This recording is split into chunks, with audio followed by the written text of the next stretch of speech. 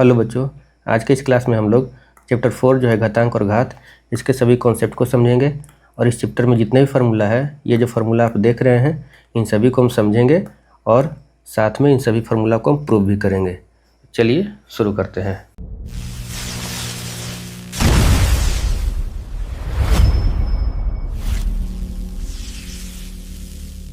सबसे पहले हम समझेंगे कि घातांक क्या होता है और घात क्या होता है। घातांक को अंग्रेजी में एक्सपोनेंट कहते हैं, घात को अंग्रेजी में पावर कहते हैं। तो अगर a का पावर n लिखा हुआ है तो यहाँ a क्या हो गया, आधार हो गया, और जो पावर में n है इसको क्या बोलते हैं, घातांक बोलते हैं। और इसको पढ़ते कैसे हैं, तो a के पावर n को a पर घात n पढ़ा जाता है, यानी a पर पावर n पढ़ा जाता है। अब हम लोग इन सभी फार्मूला को समझते हैं कि इन फार्मूला का क्या मतलब है और फिर इसको प्रूफ करेंगे। चलिए देखिए, यदि a और b दो शून्येतर परिमेय संख्याएं हैं, यहाँ हर एक शब्द का मतलब समझिएगा। यहाँ लिखा है शून्येतर, तो शून्येतर का मतलब क्या हुआ कि शून्य छोड़ करके, शून्य नहीं होना चाहिए। a और b क्या है, जीरो नहीं होना चाहिए, ठीक है, तभी ये सब फार्मूला लागू होगा। और a और b इन सभी फार्मूला में जीरो क्यों नहीं होना चाहिए, फार्मूला के प्रूफ बताने के साथ हम ये भी आपको बताएंगे। तो यहाँ भी आप समझिए कि a और b जो है जीरो नहीं होना चाहिए, ठीक, शून्येतर परिमेय संख्या है और m और n दो पूर्णांक है। तब पहला फार्मूला है आपका a का पावर m गुने a का power n equal to a का पावर m प्लस n। इसका क्या मतलब हुआ, इसका ये मतलब हुआ कि यदि बेस समान हो, देखिए तो यहाँ भी बेस में a है, यहाँ भी बेस में a है, और गुना में हो तब पावर्स क्या होते हैं, आपस में जुड़ जाते हैं। देखिए बेस a लिख दिए और पावर को जोड़ दिए m प्लस n। अब दूसरा फार्मूला है a का पावर m भागा a का पावर n, भागा को हम लोग बटा में लिख सकते हैं, तो लिख दिए a के पावर m बटे a के पावर n। अब इसका क्या मतलब हुआ कि यदि बेस समान हो, देखिए यहाँ भी बेस में a है, यहाँ भी बेस में a है, और भाग में है, तब पावर्स क्या होते हैं, घट जाते हैं। तीसरा फार्मूला है a का पावर m है और पूरे का पावर n है, तब इसमें क्या होता है कि दोनों पावर्स आपस में गुना हो जाते हैं। चौथा फार्मूला है कि यहाँ देखिए बेस अलग अलग है, जहाँ पहला फार्मूला में बेस समान था, यहाँ बेस अलग अलग है, लेकिन यहाँ पावर क्या है, सेम है। तो इस कंडीशन में क्या करते हैं कि बेस को एक साथ गुना करके और उस पावर को लिख देते हैं। पांचवा फार्मूला है, यहाँ भी बेस अलग अलग है लेकिन पावर्स क्या है, समान है और भाग में है। जहाँ चौथा में गुना में था, यहाँ पांचवा फार्मूला में भाग में है। तो इस कंडीशन में क्या करते हैं, बेस को एक साथ भाग में करके और पावर लिख देते हैं। पांचवा फार्मूला है a का पावर 0 इक्वल टू 1। इसका मतलब ये हुआ कि किसी भी संख्या का पावर 0 होगा तो उसका वैल्यू क्या होगा, हमेशा 1 होगा। हाँ, कंडीशन है कि a जो है 0 नहीं होना चाहिए। हम शुरू में ही बताएं कि जितना फार्मूला है उसमें a और b 0 नहीं होगा। क्लियर है। अगला फार्मूला है कि -1 का पावर सम संख्या हमेशा 1 होगा, -1 का पावर विषम संख्या हमेशा -1 होगा। अब अगला फार्मूला है a का पावर -n बराबर 1 बटे a का पावर n। कहने का मतलब यदि पावर में माइनस में है तो 1 बटा करके हम लोग लिख देते हैं। जैसे अगर दे दिया 5 के पावर -2 तो इसको हम कैसे लिखेंगे, 1 बटे 5 के पावर 2। पावर को प्लस में करने के लिए 1 बटा में करके लिख देते हैं हम लोग। चलिए एक और एग्जांपल लेते हैं। अगर हम आपसे पूछे कि 3 बटे 5 के पावर -2 क्या होगा, तो अगर पावर को प्लस लिखना है तो हम इसको 5 बटे 3 के पावर 2 लिखेंगे। यहाँ ये पलट जाएगा, अंश हर में हो जाएगा, हर अंश में हो जाएगा।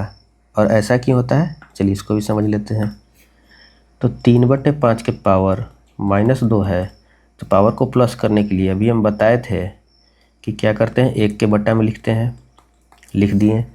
और यहाँ एक बटा है, इसका मतलब भागा है, तो भागा हो गया 3 बटे 5 के पावर 2। और देखिए हम फार्मूला में अभी क्या बताए थे कि अगर बेस अलग अलग हो लेकिन पावर सेम हो तो बेस को एक साथ लिख के पावर लिख देते हैं। इसको हम ये भी कह सकते हैं कि अगर बेस एक साथ लिखा हुआ है और पावर पे है तो इसको हम ऐसे अलग अलग कर सकते हैं। तो चलिए इसको हम अलग अलग कर लेते हैं। तो इसको 3 के पावर 2 बटे 5 के पावर 2 लिख सकते हैं, और भागा है तो भागा को गुना में करेंगे तो क्या हो जाएगा, पलट जाएगा। ये हो गया 5 के पावर 2 बटे 3 के पावर 2, और इसका मतलब क्या, 5 बटे 3 के पावर 2 एक साथ हम कर दिए। यही तो है यहाँ। तो अगर ऐसे रहेगा तो सीधे पलट के लिख दीजिएगा। अगला फार्मूला है a के पावर n इक्वल टू 1 बटे a के पावर -n। तो होगा ही, अभी हम आपको बताएं कि देखिए 1/a⁻n लिखिएगा जब, तो इसका मतलब हो गया कि 1/1/n प्लस करने के लिए, और ये हो गया 1/1/n गुना करिएगा तो इतना हो जाएगा 1/n। अब लास्ट फार्मूला ये बच गया। ये क्या कह रहा है, यदि a⁻m बराबर a⁻n और a का वैल्यू 1 नहीं होना चाहिए, -1 नहीं होना चाहिए और 0 नहीं होना चाहिए, तब इस कंडीशन में क्या हो जाएगा, m बराबर n। कहने का मतलब ये है कि यदि बराबर में लिखा हुआ है और बेस समान है, ठीक है, तो पावर्स भी क्या हो जाएंगे, समान हो जाएंगे। लेकिन इसका कंडीशन है, क्या कंडीशन है कि उसका वैल्यू, जो बेस का वैल्यू है, a का वैल्यू 1 नहीं होना चाहिए, -1 नहीं होना चाहिए और 0 नहीं होना चाहिए। तो फार्मूला आप लोग समझ गए, ये फार्मूला क्या कह रहा है। अब हम लोग इसके प्रूफ को देखेंगे, जितना फार्मूला आपको बताएं उन सभी को हम प्रूफ करेंगे अभी। चलिए इसके प्रूफ को देखते हैं। पहला फार्मूला है a⁻m गुने a⁻n इक्वल टू a⁻m+n, जहाँ a क्या है, 0 नहीं होना चाहिए। फार्मूला का मतलब भी हम समझा चुके थे कि अगर बेस सेम हो और गुना में हो तो पावर्स जुड़ जाते हैं, ठीक है। चलिए इसको प्रूफ करते हैं। एलएचएस में है आपका a⁻m गुने a⁻n। अब a⁻m का मतलब क्या हुआ कि a जो है m बार गुना हो रहा है, a⁻n का मतलब क्या हुआ, a जो है n बार गुना हो रहा है, ठीक है। जैसे यहाँ पे एग्जांपल में देखें, 2⁻3 का मतलब क्या हुआ, 2 3 बार गुना हो रहा है, और 2⁻4 का मतलब क्या हुआ कि 2 4 बार गुना हो रहा है। इतना क्लियर है। अब यहाँ पे देखिएगा, यहाँ पे जब आप ध्यान दीजिएगा तो देखिएगा कि यहाँ 2 3 बार गुना हुआ, 2 4 बार गुना हुआ, और यहाँ ये दोनों आपस में भी गुना में है, तो टोटल 2 कितना बार गुना हो गया, 7 बार। 3 बार यहाँ से, 4 बार यहाँ से, तो इसको हम लिख सकते हैं कि 2 जो है 3 + 4 बार गुना हुआ। वही चीज़ यहाँ पे लिखा हुआ है कि a जो है m बार गुना हुआ, a जो है n बार गुना हुआ, तो a कितना बार गुना हो गया टोटल, m + n बार, और m + n बार गुना हो रहा है तो उसको हम लिख सकते हैं a⁻m+n। जैसे अगर हम कहें कि 2 3 बार गुना हो रहा है तो 2⁻3, तो a जो है m + n बार गुना हो रहा है तो इसको लिख दिए a⁻m+n। तो यहाँ से फार्मूला प्रूव हो गया आपका। यदि a⁻m गुने a⁻n होगा तो उसको क्या कहेंगे हम लोग, a⁻m+n लिख देंगे। तो उम्मीद है आप लोग इस फार्मूला को समझ गए। अब हम लोग समझेंगे कि यहाँ क्यों बोले थे आपको कि a का वैल्यू 0 नहीं होना चाहिए। चलिए समझते हैं। a⁻m Guna a⁻n equal to a⁻m+n, ये फार्मूला आप लोग समझ गए और सीख भी गए, ठीक है। अब इस पे हम कुछ एग्जाम्पल लेते हैं। जैसे अगर हम ले लिए 2⁻3 गुने 2⁻5, तो आप डायरेक्ट क्या कर सकते हैं, 2⁻3 + 5 2⁻8, सही है। लेकिन कहा गया है आपसे कि a 0 नहीं होना चाहिए। अगर हम a को 0 रख दें तब, तो 0⁻3 गुने 0⁻5 कर दें तब क्या होगा, तो इसको आप ऐसे कर सकते हैं 0⁻3 + 5। चलिए कर दिए 0⁻8, 0 गुने 0 गुने 0 8 बार गुना कर रहे हैं, 0 ही आया। तो यहाँ से आपको लग रहा होगा कि कोई दिक्कत तो हुआ नहीं, फिर a को 0 क्यों नहीं रखना है। तो देखिए ये भी कंडीशन हो सकता है कि अगर हम आपसे कह दें 0⁻−3 गुने 0⁻3, तब आप क्या कीजिएगा, फिर से आप करिएगा 0⁻−3 + 3 बराबर 0⁻0 हो गया। अब ये जो है इनडिटर्मिनेट फॉर्म है। अभी हम आपको समझाएंगे इनडिटर्मिनेट फॉर्म क्या होता है।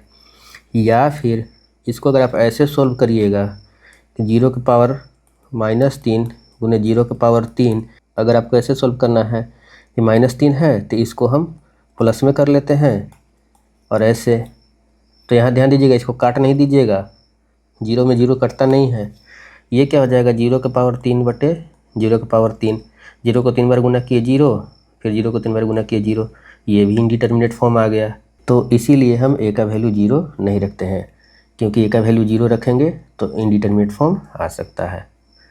अब इनडिटर्मिनेट फॉर्म क्या होता है, चलिए उसको समझते हैं। इनडिटर्मिनेट फॉर्म को अपरिभाषित या अनिर्धारित रूप कहते हैं। एक ऐसा गणितीय रूप जिसका उत्तर देखकर तुरंत तय नहीं किया जा सकता और जिसका कोई एक निश्चित यूनिक मान नहीं होता है, उसको हम लोग बोलते हैं इनडिटर्मिनेट फॉर्म। और गणित में मुख्य 7 इनडिटर्मिनेट फॉर्म होते हैं। 0/0 जो भी हम लोग को मिला था, infinity by infinity, 0 Guna infinity, infinity minus infinity, 0 की पावर 0, ये भी हमको अभी मिल गया था, 1 की पावर इन्फिनिटी, इन्फिनिटी की पावर 0, ये सब इनडिटर्मिनेट फॉर्म है। कैसे है, चलिए इसको समझते हैं। तो इसको हम एक उदाहरण समझेंगे। जैसे 0/0 हमको मिला था, तो ये जो है एक आम इनडिटर्मिनेट फॉर्म है, ये अक्सर मिल जाता है। तो गणित का नियम क्या कहता है कि किसी भी संख्या को 0 से भाग देंगे, किसी भी संख्या को हम 0 से भाग दे रहे हैं, जैसे मान लेते हैं 5 है, इसको 0 से भाग दिए, तो उत्तर क्या होता है, अपरिभाषित होता है, ये डिफाइंड नहीं होता है। किसी संख्या को 0 से हम भाग नहीं दे सकते हैं, अपरिभाषित होता है। ठीक। दूसरा रूल कहता है गणित का कि 0 को किसी भी संख्या से भाग देने पर उत्तर हमेशा 0 होगा। 0 है, इसको हम किसी संख्या से भाग दे रहे हैं तो ये 0 होगा, ये भी आप लोग जानते हैं। तीसरा गणित का नियम कहता है किसी संख्या को उसी संख्या से भाग देने पर उत्तर 1 होता है। अगर कोई संख्या है, उसको उसी संख्या से भाग दिए तो उत्तर क्या हो जाएगा, 1 हो जाएगा। तो ये 3 रूल आप लोग जानते हैं। ठीक। अब जब आपके पास 0/0 आता है तो ये तीनों नियम आपस में टकरा जाते हैं। अभी हम आपको बताएं कि किसी संख्या को 0 से भाग दिए तो अपरिभाषित हो गया, जिसको कि इन्फिनिटी साइन से डिनोट करते हैं। 0 से किसी संख्या को भाग दिए तो 0 हो गया, किसी संख्या को उसी संख्या से भाग दिए तो 1 हो गया। लेकिन जैसे ही हम यहाँ पे लिखते हैं 0/0, ये तीनों नियम क्या है, आपस में टकरा जाते हैं। नियम 1 के अनुसार उत्तर इन्फिनिटी होना चाहिए। पहला नियम कह रहा है कि आप 0 से भाग दे रहे हैं तो इन्फिनिटी हो जाना चाहिए। दूसरा नियम कह रहा है कि 0 में भाग दे रहे हैं तो 0 हो जाना चाहिए। तीसरा नियम कह रहा है कि जो कि सेम संख्या से सेम संख्या को आप भाग दे रहे हैं तो 1 हो जाना चाहिए। अब चूँकि 0/0 को देखकर यह तय नहीं किया जा सकता कि अपरिभाषित होगा कि 0 होगा कि 1 होगा, इसलिए इसे इनडिटर्मिनेट फॉर्म कहते हैं।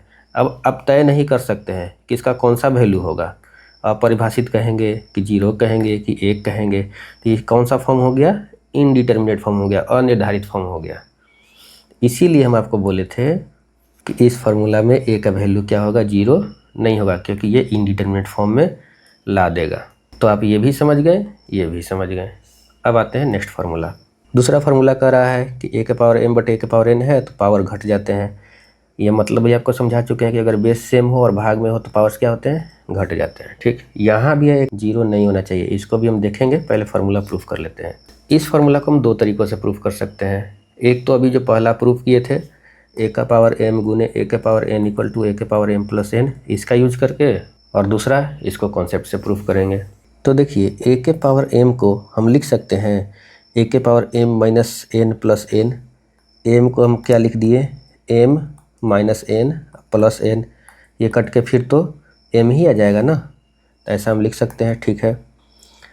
अब a⁴m - n + n है, तो ये देखिए, तो हम आपको बताए थे कि यदि बेस सेम है और गुना में है तो पावर्स जुड़ जाते हैं।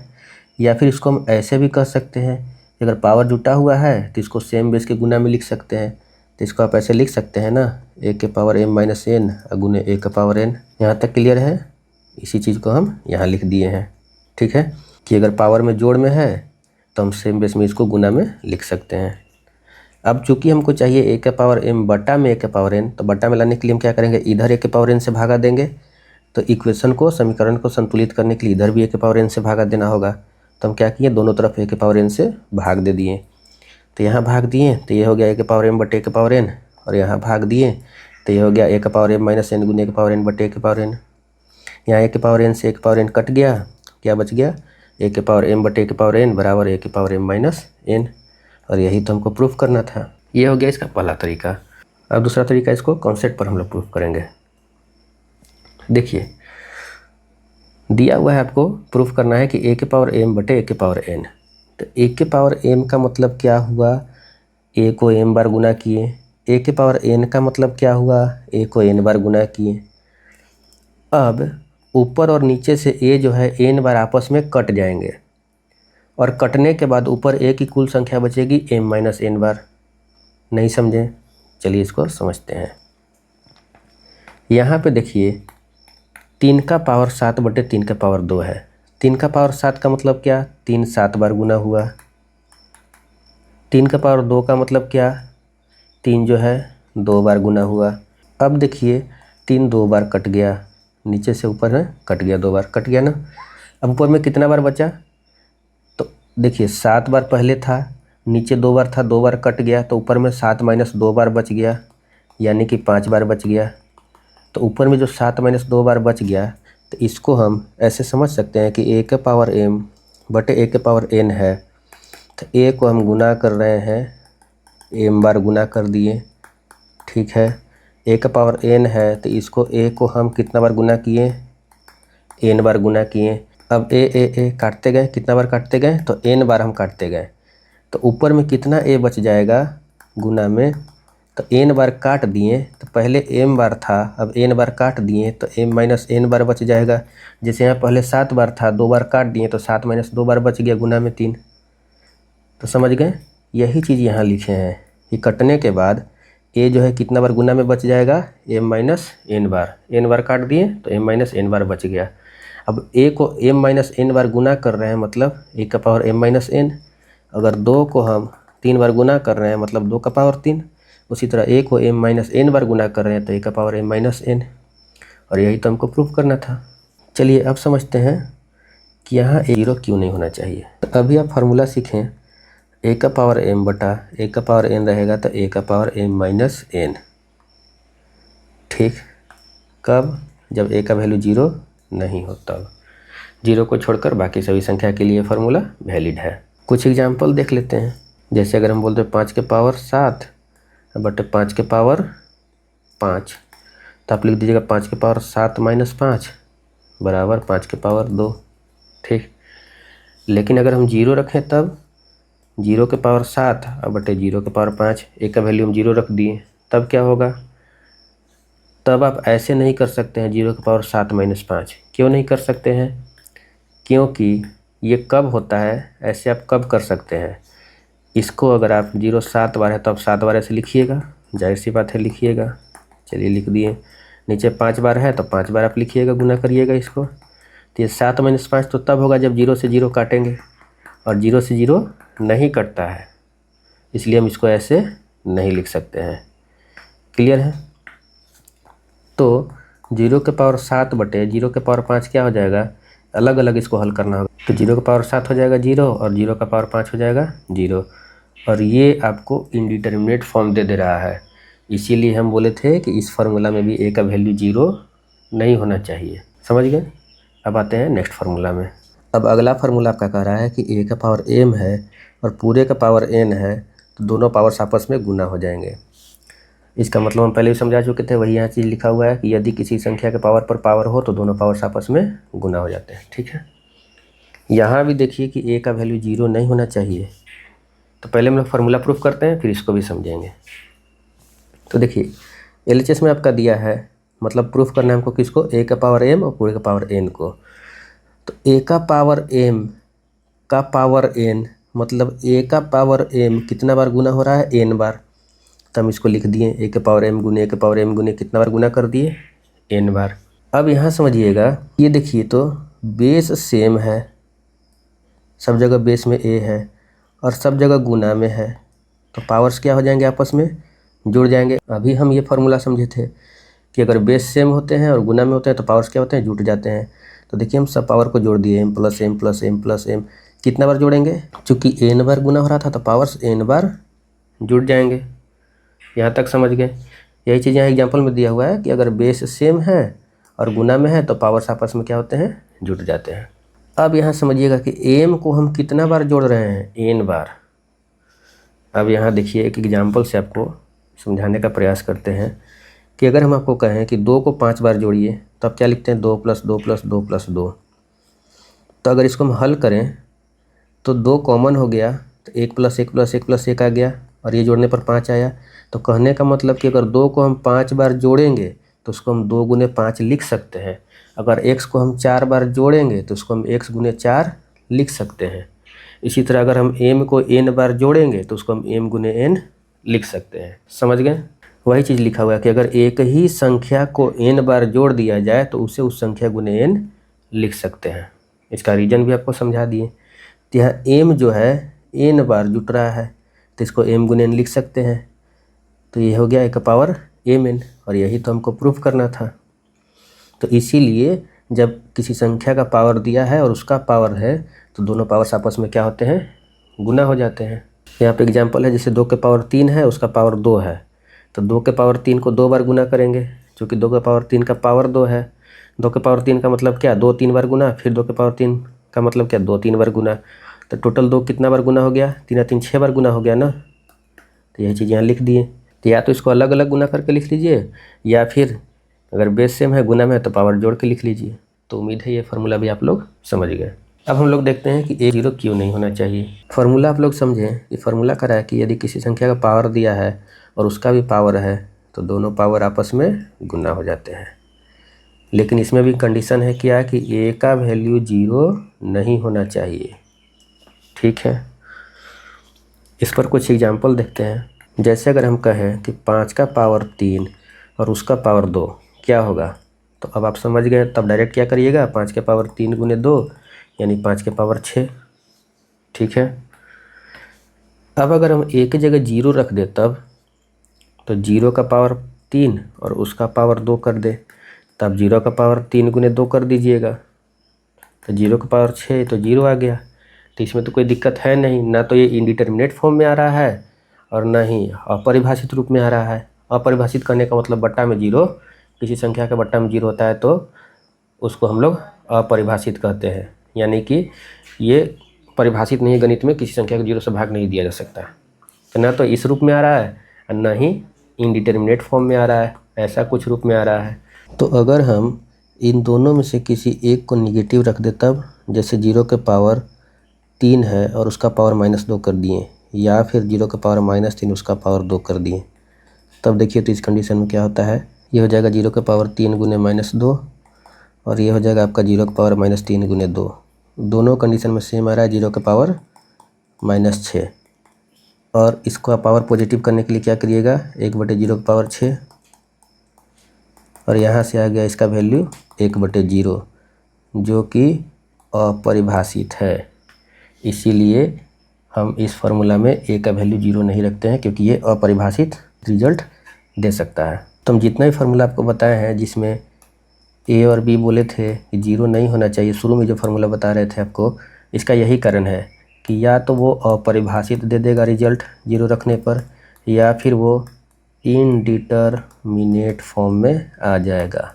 अगला है A का पावर n गुने B का पावर n बराबर AB का पावर n। यहाँ देखिए A और B दोनों आया तो A भी 0 नहीं होना चाहिए, B भी 0 नहीं होना चाहिए। फार्मूला का मतलब पहले ही बता चुके हैं कि बेस अलग हो लेकिन पावर सेम हो तो बेस को एक साथ लिख देते हैं, गुना में है तो गुना करके और पावर लिख देते हैं। और ये 0 क्यों नहीं होना चाहिए, क्योंकि यदि n निगेटिव संख्या हुआ तो 1/0 के फॉर्म में आ जाएगा, डेट इज नॉट डिफाइंड। चलिए इसको हम देखेंगे ये 0 क्यों नहीं होना चाहिए। पहले हम इसका फार्मूला प्रूफ कर लेते हैं। तो दिया है आपका A का पावर n गुने B का पावर n। तो A का पावर n का मतलब हुआ A कितना बार गुना, n बार गुना। B का पावर n का मतलब हुआ B कितना बार गुना, n बार गुना। ठीक, अब देखिए A जो है n बार गुना हो रहा है, B भी n बार ही गुना हो रहा है, तो हम एक बार A को B से गुना करेंगे, फिर A को B से गुना करेंगे, फिर A को B से गुना करेंगे, ऐसे n बार गुना कर सकते हैं। A गुने B गुने A गुने B गुने A गुने B n बार। जैसे 2 का पावर 3 गुने 3 का पावर 3 है, 2 का पावर 3 का मतलब 2 3 बार गुना, 3 के पावर 3 का मतलब 3 3 बार गुना। अब ये भी 3 बार गुना हो रहा है, ये भी 3 बार गुना हो रहा है, तो हम यहाँ से पेयर बना सकते हैं। एक बार 2 गुने 3 कर दिए, फिर एक बार 2 गुने 3 कर दिए, फिर एक बार 2 गुने 3 कर दिए। तो वही चीज़ यहाँ पे किए, एक बार A गुने B, फिर A गुने B, फिर A गुने B और n बार ऐसे कर दिए। अब चूँकि A गुने B n बार गुना हो रहा है तो A गुने B के पावर कितना हो गया, n, और A गुने B क्या होता है AB, तो AB के पावर n हो गया। और यही तो प्रूफ करना था। चलिए अब समझते हैं कि इस फार्मूला में और भी 0 क्यों नहीं होना चाहिए। तो फार्मूला आपका है A का पावर n गुने B का power n equal to AB का पावर n। ठीक है, अब इसका कुछ एग्जाम्पल देख लेते हैं।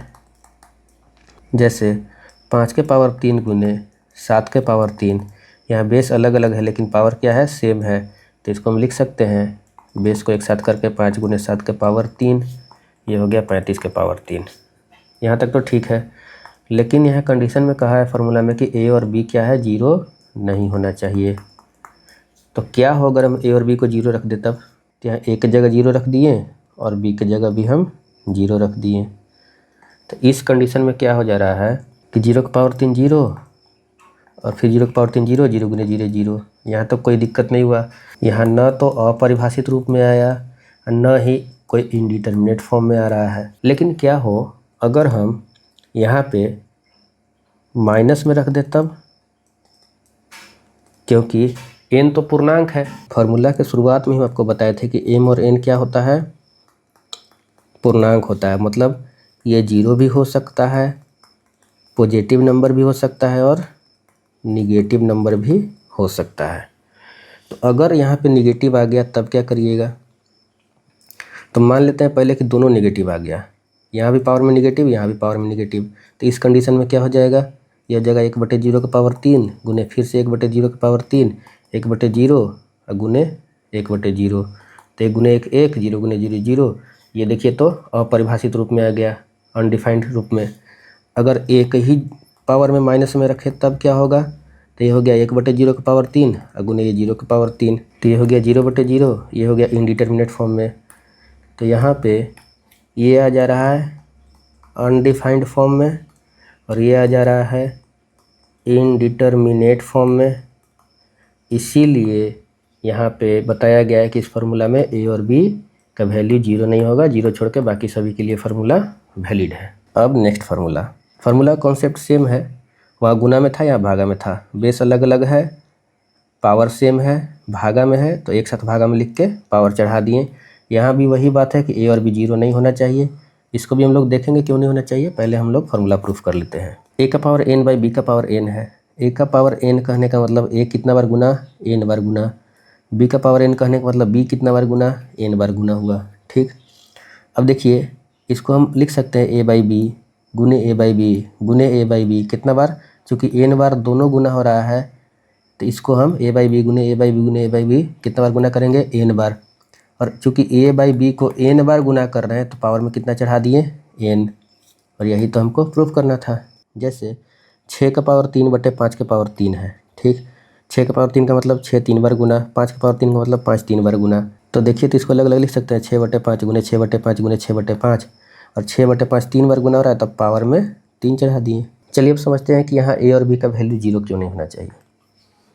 तो फार्मूला तो आप लोग समझ गए कि अगर बेस अलग अलग है लेकिन पावर सेम है और भाग में है तो एक साथ भाग दे के हम इसको पावर चढ़ा सकते हैं। ठीक, लेकिन यहाँ कंडीशन दिया हुआ है कि यह फार्मूला किसके लिए वैलिड है, a और b 0 नहीं होगा, उसको छोड़ के सभी के लिए वैलिड है। इस पर पहले कुछ एग्जाम्पल देखते हैं। एग्जाम्पल में अगर आपको कह दिया जाए कि 7 के पावर 5 बटे 3 का पावर 5, तो आप लिख दीजिएगा ऐसे 7/3 का पावर 5, एक साथ भागा में करके पावर चढ़ा देंगे। ठीक, लेकिन क्या हो अगर a और b को हम 0 कर दे तब, तो a हो गया 0 तो 0 का पावर 5, b भी हो गया 0 तो 0 का पावर 5, ये हो जाएगा 0/0। और ये कौन सा फॉर्म होता है, इनडिटर्मिनेट फॉर्म होता है। इसलिए हम इसको a और b को 0 नहीं रखते हैं। समझ गए। अब नेक्स्ट फार्मूला है आपका a का पावर 0 = 1, जहाँ a 0 नहीं होना चाहिए। इसका मतलब क्या हुआ, इसका मतलब ये हुआ कि शून्य को छोड़कर किसी भी संख्या के पावर 0 का मान हमेशा क्या होगा, 1 होगा। तो पहले इस फार्मूला को प्रूफ करेंगे, a का पावर 0 = 1 कैसे होगा, और फिर देखेंगे कि a 0 क्यों नहीं होना चाहिए। तो देखिए a का पावर 0 है तो 0 को हम लिख सकते हैं n-n, 0 बराबर हम लिख सकते हैं n-n, n में से n घटा देंगे 0 आ जाएगा। ठीक है, अब आप फार्मूला पढ़े हैं कि a का पावर m बटे a का पावर n होता है a का पावर m माइनस n। तो इसको हम ऐसे भी तो लिख सकते हैं कि अगर बेस दिया है और पावर में माइनस में है तो उसको हम अलग अलग कर लेंगे, a का पावर m बटे a का पावर n। तो इसको अलग अलग कर लिए, a का पावर n बटे a का पावर n, और दोनों कट के कितना आ गया, 1 आ गया। यहाँ से आपका ये प्रूव हो गया कि a का पावर 0 क्या होगा, 1 होगा। समझ गए। अब a 0 क्यों नहीं होना चाहिए इस फार्मूला में, उसको समझते हैं। उससे पहले कुछ एग्जांपल देख लेते हैं। जैसे अगर आपसे कह दिया कि 5 के पावर 0 कितना होगा, तो 1 हो जाएगा। -3 का पावर 0 कितना, तो 1 हो जाएगा। किसी भी संख्या का पावर 0 1।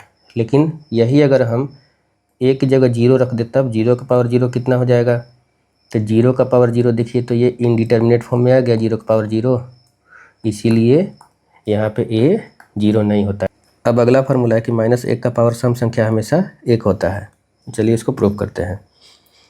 तो सम संख्या क्या होता है कि जो संख्या 2 से पूरी तरह विभाजित हो जाती है उन्हें सम संख्या कहते हैं। जैसे 2 4 6 8 10 12 14 16 18 20, ये सब क्या है, सम संख्या है। तो हम किसी भी सम संख्या को 2k के रूप में लिख सकते हैं। k की जगह कोई भी संख्या रख लीजिएगा, हम किसी भी संख्या को 2k के रूप में लिख सकते हैं। अब इसका क्या मतलब हुआ, इसका ये मतलब हुआ कि चूंकि हम जानते हैं कि सम संख्या 2 से पूरी तरह विभाजित होती है, तो जाहिर सी बात है कि 2 से विभाजित हो रही है, मतलब वो 2 का गुणज है। देखिए तो 2 का पहाड़ा पढ़ते जाइए, 2 दूनी 4, 2 तिहाई 6, 2 चौके 8, 2 पंचे 10, 2 छक 12, 2 सत्ते 14। तो 2 का गुणज है, तो 2 गुने कोई संख्या से हम गुना कर दिए। जब इसको आप विभाजित करिएगा 2 से, तो देखिए तो पूरी तरह विभाजित हो गया, समझ रहे हैं। तो हम किसी भी सम संख्या को 2k के रूप में लिख सकते हैं। ठीक है, अब आते हैं फार्मूला पे। तो फार्मूला क्या कर रहा है, एलएचएस में क्या है आपका, -1 का पावर सम संख्या। तो इसको हम -1 का पावर सम संख्या की जगह 2k लिख दिए, क्योंकि सम संख्या को हम 2k के रूप में लिख सकते हैं। और हम आपको अभी थोड़ा देर पहले ही बताए हैं कि यदि a का पावर m है और पूरे का पावर n है, तो वो क्या हो जाता है, a का पावर m गुने n। इसको हम ऐसे भी तो लिख सकते हैं कि यदि पावर गुना में है तो पहले हम a का पावर m करेंगे और फिर पूरा पर पावर n चढ़ा देंगे। तो यहाँ देखिए पावर में 2k है, तो पहले क्या किए कि -1 का पावर 2 किए, फिर उसका पावर k कर दिए, अलग अलग पावर कर दिए इसका। और -1 का पावर 2 कितना, 1, और उसके पावर में k है। अब 1 के पावर कोई भी संख्या रख लीजिए, हमेशा क्या होगा, 1 ही होगा। तो यहाँ से साबित हो गया कि -1 का पावर सम संख्या करेंगे तो हमेशा क्या आएगा, 1 आएगा। चलिए इस पर कुछ एग्जाम्पल देख लेते हैं। अगर -1 का पावर कोई भी सम संख्या रखिए, जैसे 50 रख दिए तो 1 ही आएगा। -1 का पावर 3298, ये भी 1 ही देगा। -1 का पावर 7200 रख दिए, ये भी 1 ही देगा। तो -1 का पावर सम संख्या रहेगा तो हमेशा क्या होगा, वैल्यू उसका 1 आएगा। अब देखते हैं नेक्स्ट फार्मूला। इसमें करा है कि -1 का पावर यदि विषम संख्या करेंगे तो हमेशा -1 आएगा। चलिए इसको प्रूफ करते हैं। तो विषम संख्या क्या होता है कि जो संख्या 2 से पूरी तरह विभाजित न हो उन्हें विषम संख्या कहते हैं। यानी जिसे 2 से भाग देने पर हमेशा शेषफल कितना बच जाएगा, 1 बच जाएगा। तो वो क्या है, विषम संख्या। तो विषम संख्या को जब आप 2 से भाग दीजिएगा तो हमेशा शेष 1 बच रहा है। तो जब हम विषम संख्या को यहाँ भाग दिए 2 से, कोई संख्या से भाग दे दिए, मान लीजिए कोई संख्या k है, तो शेष कितना बच गया, 1। तो आप जानते हैं भाज्य बराबर भाजक गुने भागफल जोड़ शेष होता है। भाज्य यहाँ विषम संख्या है, भाजक 2 है, यानी 2 से भाग दे रहे हैं। कितना बार में भाग लगाएं, तो भागफल k आ गया, k बार में भाग लगाएं, शेष कितना आ गया, 1। तो ये आपका 2k + 1 का रूप बन रहा है। मतलब हम किसी भी विषम संख्या को 2k + 1 के रूप में लिख सकते हैं। तो ये आप समझ गए कि किसी भी विषम संख्या को हम 2k + 1 के रूप में क्यों लिख सकते हैं, क्योंकि हम इसमें 2 से भाग दे रहे हैं तो शेष 1 बच जा रहा है, यानी कि ये पूरी 2 से नहीं कट रहा है। तो इसलिए हम विषम संख्या को 2k + 1 के रूप में लिख दिए। अब हमारा एलएचएस में क्या था कि -1 के पावर विषम संख्या था, तो विषम संख्या को हम 2k + 1 लिख दिए। अब हम आपको फार्मूला पहले बता चुके हैं कि यदि a का पावर m गुने a का पावर n है तो ये क्या हो जाता है, a का पावर m + n। इसको हम ऐसे भी लिख सकते हैं, यदि कोई संख्या का पावर प्लस में दिया हुआ है तो उसको हम अलग अलग तोड़ के लिख सकते हैं। तो हम अलग अलग तोड़ दिए, -1 का पावर 2k कर दिए गुने -1 का पावर 1 कर दिए। और यहाँ देखिए ये जो फार्मूला हम प्रूफ किए थे, इसी में -1 का पावर 2k का वैल्यू कितना आया था, 1 आया था। तो यहाँ से हम डायरेक्ट इसका वैल्यू 1 लिख सकते हैं, नहीं तो इसको फिर उसी तरह आगे सोल्व कर लेंगे। तो यहाँ पे देखिए ये भी आपको बताया कि चूँकि a का पावर m है और उसका पावर n रहेगा, तो दोनों पावर आपस में क्या हो जाते हैं, गुना हो जाते हैं। तो इसको हम ऐसे भी लिख सकते हैं कि यदि a का पावर m गुने n है तो a का पावर m कर दिए और पूरा का पावर n कर दिए। तो यहाँ देखिए तो -1 का पावर 2 गुने k था, तो -1 का पावर 2 कर दिए और पूरा का पावर k कर दिए।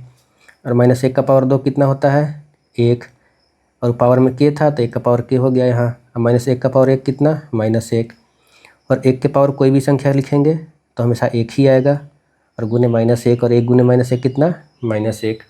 तो यहाँ से ये साबित हो गया। अब एग्जाम्पल के रूप में -1 के पावर 397 पूछ दे आपसे तो -1, -1 के पावर 997 पूछ दे तो -1, -1 के पावर 7253 पूछ दे तो क्या हो जाएगा, -1।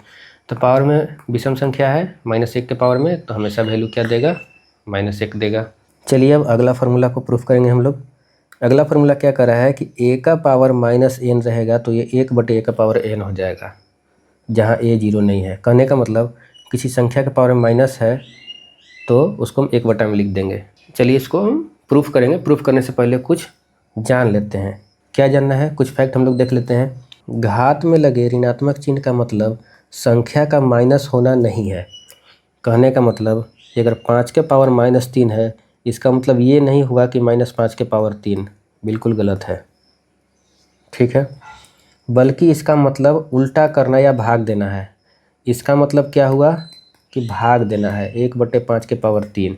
जिस तरह धनात्मक घात बार बार गुना को दर्शाती है, जैसे 5 के पावर 3 किए तो ये 3 बार गुना को दर्शा दिया, उसी तरह ऋणात्मक घात बार बार भाग को दर्शाती है।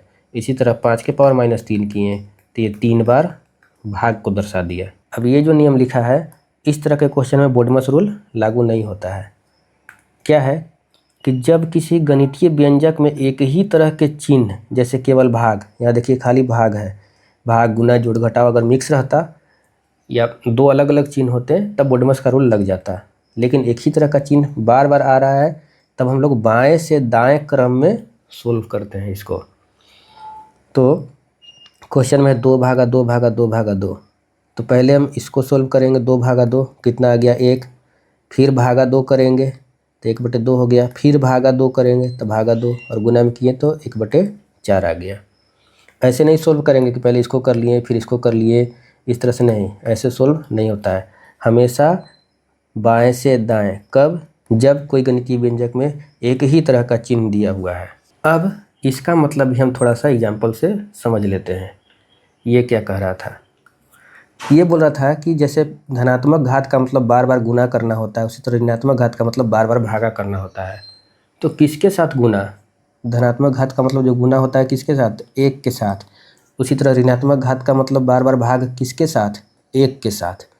तो जब 1 के साथ आप भाग करिएगा तो 1/2/2/2 होगा। अब इसको डायरेक्ट ऐसे कैसे लिख सकते हैं? तो देखिए यहाँ सोल्व किए हैं कि अगर इसको आप सोल्व करिएगा तो हम आपको बताए थे अभी कि अगर एक ही तरह का चिन्ह हो गणितीय व्यंजक में तो हम हमेशा बाएं से दाएं की ओर सोल्व करते हैं। तो सोल्व करिए। पहले इसको सोल्व करेंगे तो 1/2 हो गया, फिर भागा 2/2, फिर इसको सोल्व करेंगे तो 1/2, तो गुना में करेंगे तो 1/2 गुना 1/2, फिर भागा 2 हो गया। फिर अब इसको सोल्व करेंगे, फिर ये गुना में 1/2 हो गया, तो ये हो गया कितना? 1/2/2/2। और इसी को हम यहाँ पे लिख दिए कि 1/2 गुने 2 गुने 2 ब्रैकेट में। यहाँ 1 है, बटा का मतलब भागा, और ये 2 गुने 2 गुने 2, तो ये हो गया 1/2 के पावर 3। तो यहाँ से हम देखें कि कोई संख्या का पावर माइनस में है तो 1 के बटा में वो आ गया। अब चलिए इसको हम प्रूफ करते हैं। इसको भी हम दो तरीके से प्रूफ करेंगे। पहला जो अभी कॉन्सेप्ट बताया उसके आधार पे, a का पावर -n, मतलब a को हम 1 के साथ भाग दे रहे हैं कितना बार? n बार। जैसे यहाँ 2 के पावर -3 था तो 2 को हम भाग दिए 1 के साथ कितना बार? 3 बार। पावर में 3 था तो 3 बार, यहाँ पावर में n है तो n बार भाग दिए, ठीक। अब यहाँ से देखिए हम इसको डायरेक्ट ऐसे लिख दे रहे हैं। क्यों लिख दे रहे हैं? क्योंकि हम सोल्व करेंगे तो इस फॉर्मेट में आ जाएगा। हम आपको अभी बता चुके हैं, तो इसको हम डायरेक्ट यहाँ पे लिख दिए कि इसको हम लिख सकते हैं 1 भागा मतलब 1 बटा में a गुने a कितना बार? n बार। अच्छा एक चीज़ देखिए कि इसको जो है आप यहाँ से एक ट्रिक के रूप में यूज कर सकते हैं। ट्रिक क्या होगा कि यहाँ से अगर हम भाग कॉमन ले लिए तो ये सब क्या बच गया? गुना में बच गया। तो और ये क्यों होता है ये पूरा डिटेल में हम आपको समझाए ही हैं, तो यहाँ से ट्रिक हम निकाल लिए। तो इसको आप यहाँ पे ऐसे भी यूज कर सकते हैं कि यहाँ से हम भाग कॉमन ले लिए तो ये सब गुना में बच गया। और a गुने a जब n बार गुना हो रहा है तो उसको हम a के पावर n लिखते हैं, और 1/a के पावर n का मतलब 1/a के पावर n। ये आपका प्रूव हो गया। तो उम्मीद है आप लोग इस फार्मूला को अच्छे से समझ गए। चलिए अब इसको दूसरे तरीके से भी प्रूफ करते हैं। हम जानते हैं कि a का पावर 0 कितना? 1 होता है, तो 0 को हम n-n लिख सकते हैं, लिख दिए। अब n-n को हम लिख सकते हैं n + -n, बिल्कुल लिख सकते हैं। n + -n करिएगा फिर प्लस माइनस माइनस ही आ जाएगा, n-n आ जाएगा। और हम आपको फार्मूला बताए थे कि यदि a का पावर m गुने a का पावर n हो तो इसका मतलब a का पावर m + n होता है। इसको हम ऐसे उल्टा भी लिख सकते हैं कि यदि किसी के संख्या के पावर प्लस में हो तो उसको हम अलग अलग सेम बेस में पावर में लिख के गुना में कर सकते हैं। तो a का पावर n अलग हो गया, यहाँ प्लस है तो यहाँ गुना का साइन दे दिए, और फिर बेस ए है और पावर में माइनस एन हो गया। अब चूंकि हमको फार्मूला प्रूफ करना है ए का पावर माइनस एन बराबर 1/a के पावर एन, यानी कि हमको इधर लेफ्ट साइड में क्या चाहिए, ए के पावर माइनस एन चाहिए। तो इसके लिए हमको क्या करना होगा, ए के पावर एन को हटाना होगा। तो ये कब हटेगा, जब इसमें पूरा में हम ए के पावर एन से भाग देंगे। तो जब लेफ्ट साइड भाग देंगे तो बराबर के राइट साइड भी भाग देंगे, तभी तो समीकरण संतुलित होगा। तो हम दोनों तरफ क्या करेंगे, ए के पावर एन से भाग दे दिए, तो ये दोनों कट गया। तो क्या बच गया, ए के पावर माइनस एन बराबर 1/a के पावर एन। चलिए अब इसको भी हम लोग समझ लेते हैं कि इस फार्मूला में ए का वैल्यू 0 क्यों नहीं होना चाहिए। तो फार्मूला क्या है आपका, ए का पावर माइनस एन बराबर 1/a का पावर एन। ठीक है, यहाँ बोला गया है कि ए का वैल्यू 0 नहीं होगा। तो हम पहले कुछ एग्जाम्पल देख लेते हैं। तो एग्जाम्पल के तौर पे अगर हम आपसे पूछें कि 5 के पावर माइनस 3 क्या होगा, तो आप बताइएगा 1/5 के पावर 3।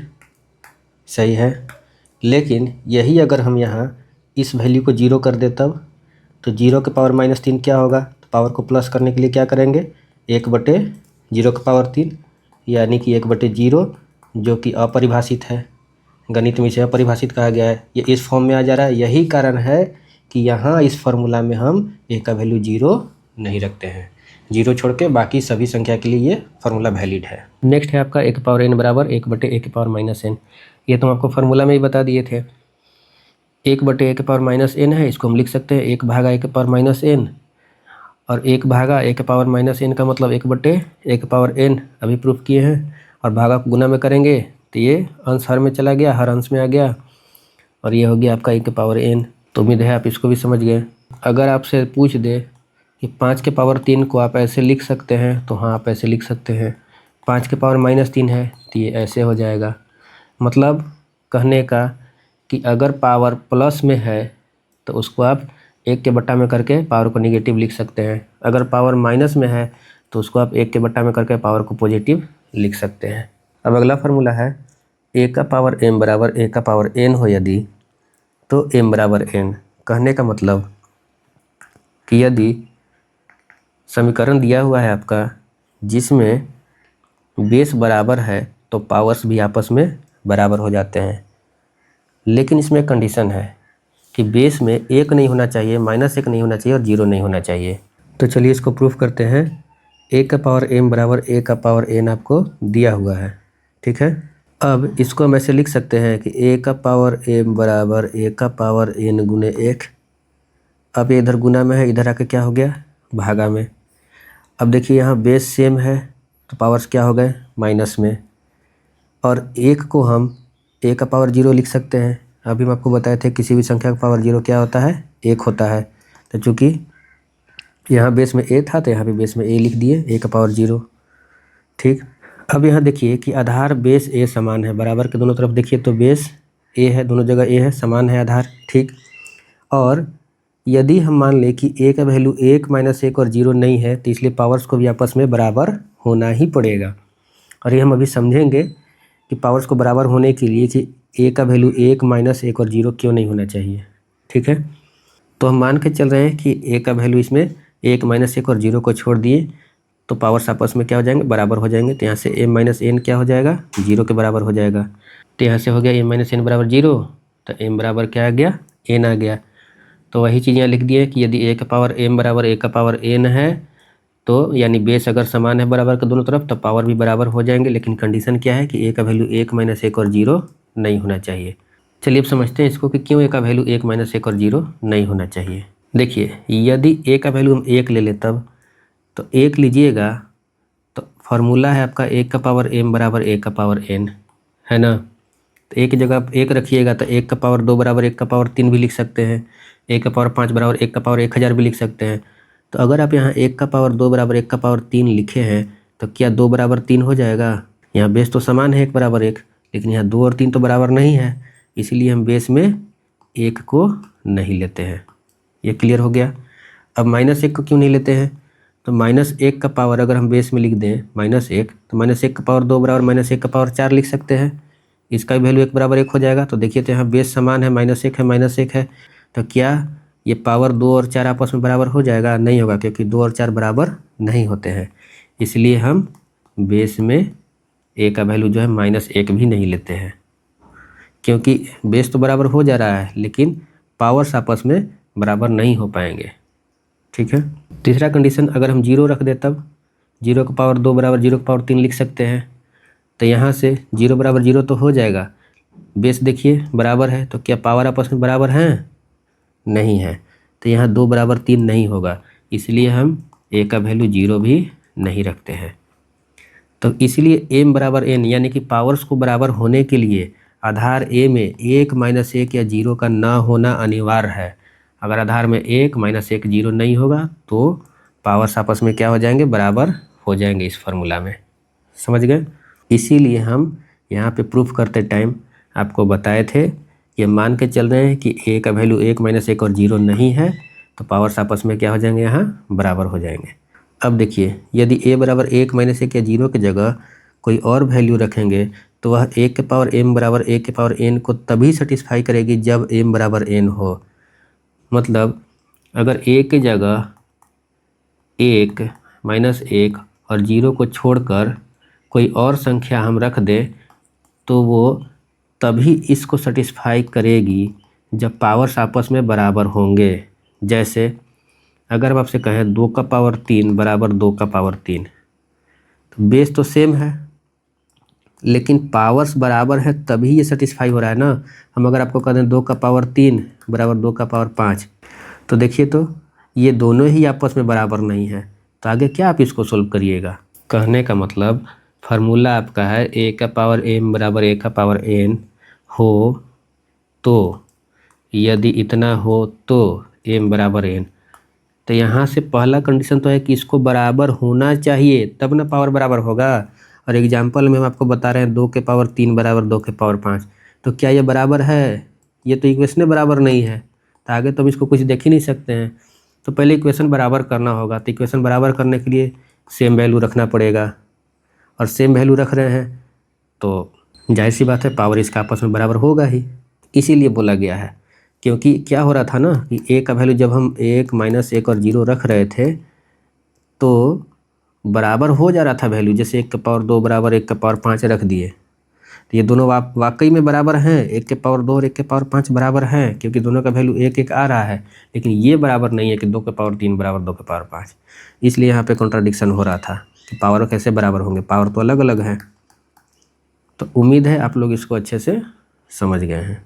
अब नेक्स्ट है संख्याओं को मानक रूप में व्यक्त करना। तो इसमें हम सीखेंगे कि संख्याओं को मानक रूप में कैसे लिखते हैं।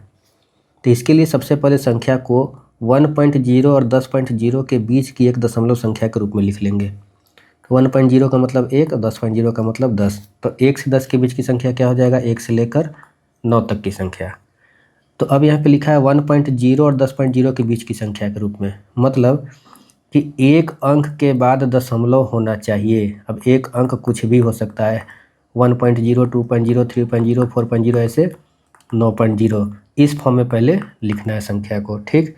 और उसके बाद 10 के घात के गुणनफल के रूप में व्यक्त कर देंगे। अच्छा, ये एक अंक के बाद दशमलव कहने का मतलब, जैसे अगर 15 लिखा हुआ है तो मानक रूप में लिखने के लिए सबसे पहले इसको हम एक अंक के बाद दशमलव करेंगे तो 1.5 हो जाएगा। और चूँकि 15 को लिख रहे हैं तो 10 से गुना करेंगे तब ये वापस जाके 15 होगा, तो इसको हम लिखेंगे 15 को 1.5 गुने 10। अब जैसे 223 लिखा हुआ है तो हमको मानक रूप में लिखने के लिए क्या करना है? एक अंक के बाद दशमलव देना है, तो 2.23 हो गया। और ये 223 कब होगा? जब इसको हम 100 से गुना करेंगे। तो इसको मानक रूप में हम ऐसे पहले संख्या को लिख लेंगे।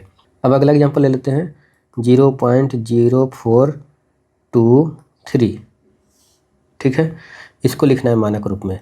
तो इसको हमको मानक रूप में लिखने के लिए सबसे पहले इसको तोड़ लेंगे, तो 423 बटे कितना हो जाएगा?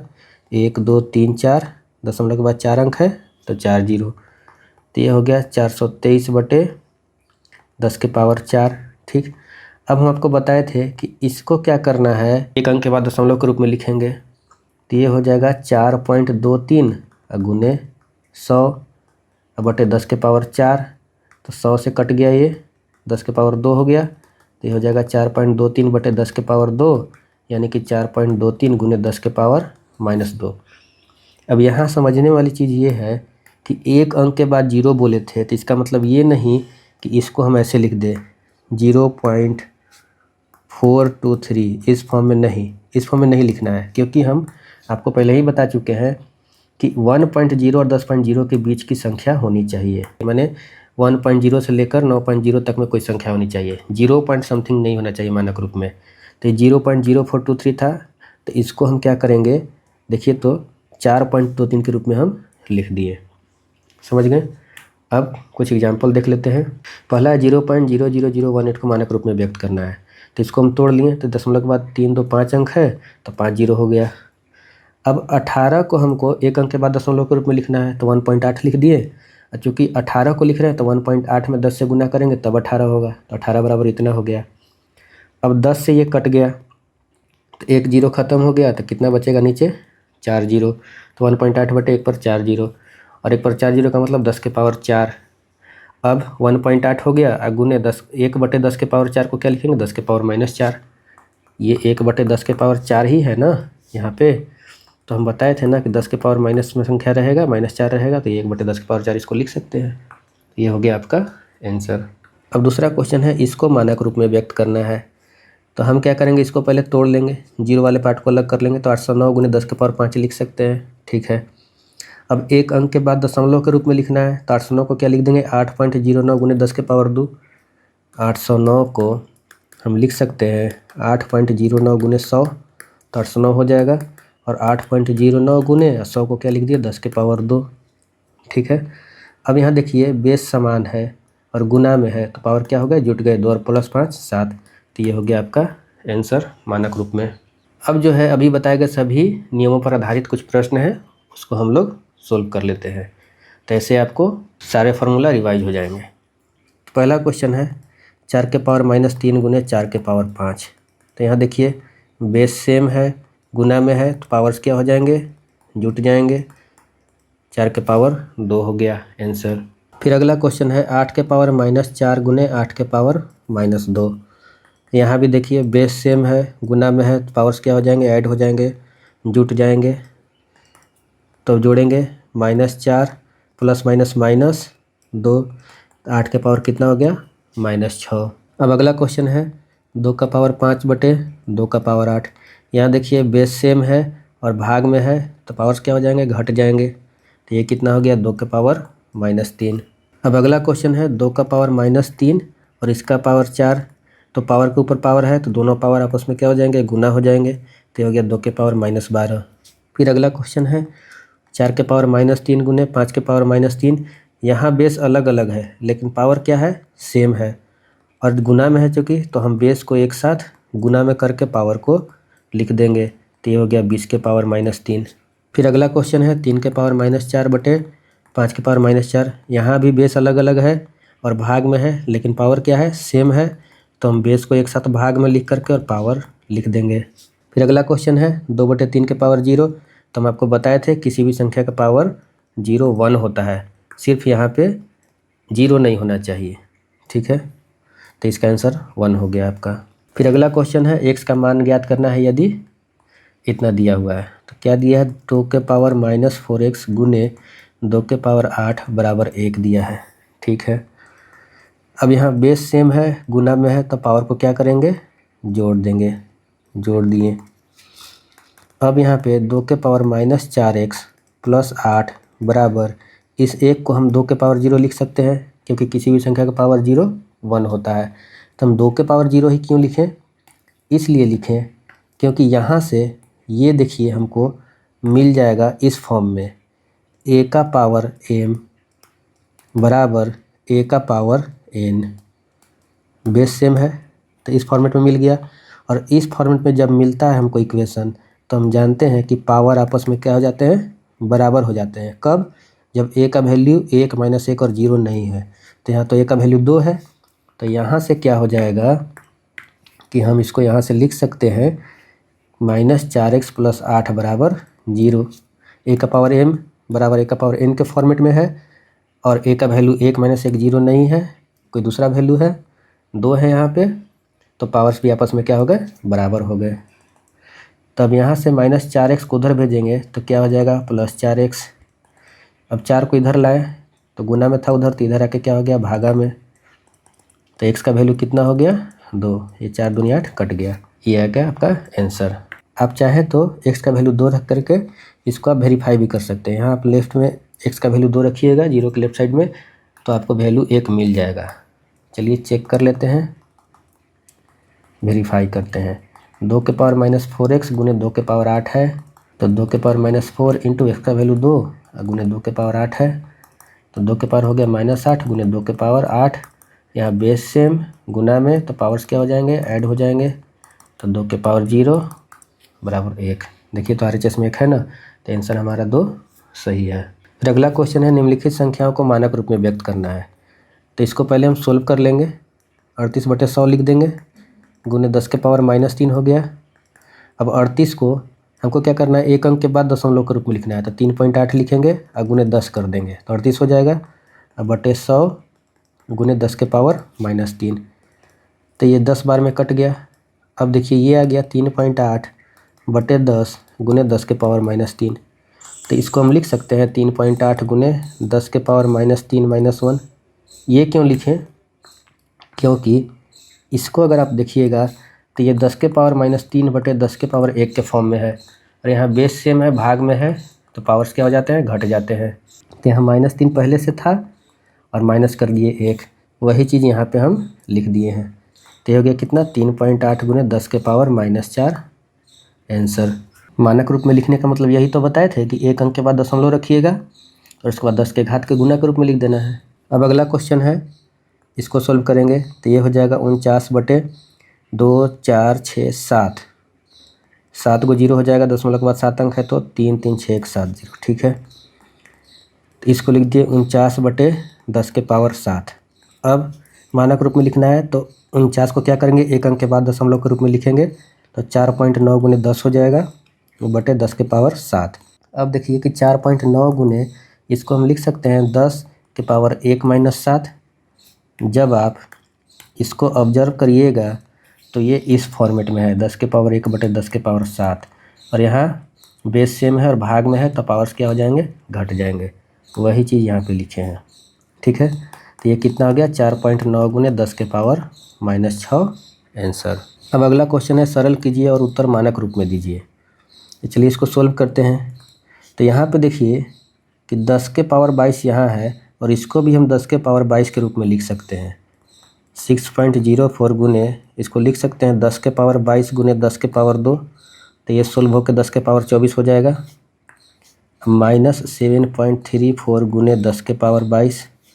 अब देखिए तो इसमें और इसमें दोनों में 10 के पावर 22 क्या है, कॉमन है, तो हम दोनों में से 10 के पावर 22 निकाल लेते हैं। तो 10 के पावर 22 कॉमन कर लिए, इसमें से निकाले तो क्या बच गया, 6.04 गुने 10 के पावर 2, माइनस इसमें से निकाल लिए 10 के पावर 22, तो बच गया 7.34। अब इसको आगे सोल्व करेंगे तो 6.04 गुने 100 क्या हो जाएगा, 604 माइनस 7.34। अब 604 में से घटा दीजिए 7.34, 10 में से 4 गया 6, 9 में से 3 गया 6, यहाँ 3 बचा, तो 7 6 13, यहाँ 9 5, ये कितना आ गया, 10 के पावर 22 गुने 596.66। तो इसको हम लिख दिए, सीधा कर दिए, 596.66 गुने 10 के पावर 22। लेकिन अभी ये मानक रूप में नहीं है, क्योंकि मानक रूप में होने के लिए हम क्या बताए थे, यहाँ पे दशमलव होना चाहिए एक अंक के बाद। तो हम क्या करेंगे, इसको लिखेंगे 5.96, 596 को लिख दिए 5.96, इतना गुने 100। अगर इसको हम 100 से गुना करेंगे तो देखिए तो ये दशमलव शिफ्ट होकर यहाँ पे आ जाएगा, 596.66 हो जाएगा ना, तो इतना हम लिख सकते हैं गुने 10 के पावर 22। तो हो गया 5.9666 गुने ये 10 के पावर 2 हो गया 100, और 10 के पावर 22, तो 5.9666 गुने 10 के पावर 24 आंसर। अब लास्ट क्वेश्चन है, इसको सोल्व करना है और मानक रूप में लिखना है, ठीक है। चलिए बनाते हैं। तो यहाँ देखिए 10 के पावर -9 है, तो इसको भी हम 10 के पावर -9 के रूप में लिख सकते हैं। चलिए लिखते हैं, ये हो गया 2.978 गुने, इसको लिख सकते हैं 10 के पावर -12 को 10 के पावर -9 गुने 10 के पावर -3। अब देखिए बेस सेम है, गुना में तो पावर जोड़ देंगे, तो ऐसे हो जाएगा, तो 10 के पावर -9 -3 और वापस 10 के पावर -12 हो जाएगा, तो हम वैसे लिख सकते हैं, ठीक है। अब आगे क्या है, प्लस 1.07 गुने 10 के पावर -9। अब देखिए इन दोनों में 10 के पावर -9 कॉमन हो जाएगा, तो 10 के पावर -9 कॉमन निकाल लिए, तो ये हो गया 2.978 गुने 10 के पावर -3 अब प्लस 1.07। चलिए अब इसको आगे हल करते हैं। तो 2.978 बटे ये हो गया 10 के पावर 3 अब प्लस 1.07। ये कितना हो जाएगा, 10 के पावर -9 और 2.978 बटे 10 के पावर 3 का मतलब 1000 प्लस 1.07 बराबर 10 के पावर -9 और ये कितना हो जाएगा 0.002978 प्लस 1.07। 1000 है बट्टा में, तो 3 अंक के बाद 1 के बाद 3 जीरो है, तो यहाँ से 2 के बाद 3 अंक दशमलव शिफ्ट हो जाएगा, तो यहाँ पे दशमलव था तो 3 अंक शिफ्ट होके यहाँ पे आ गया। तो उम्मीद है आप इसको समझ गए। अब ये हो जाएगा 10 के पावर -9 और इसको जोड़ दीजिए तो आ जाएगा कितना 1.072978।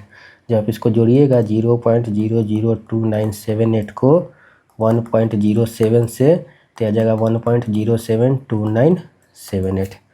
तो यहाँ से क्या हो गया हमारा 1.072978 गुने 10 के पावर -9। अब देखिए ये मानक रूप में है, एक अंक के बाद दशमलव भी है और 10 के पावर में भी है, तो ये हो गया आपका आंसर।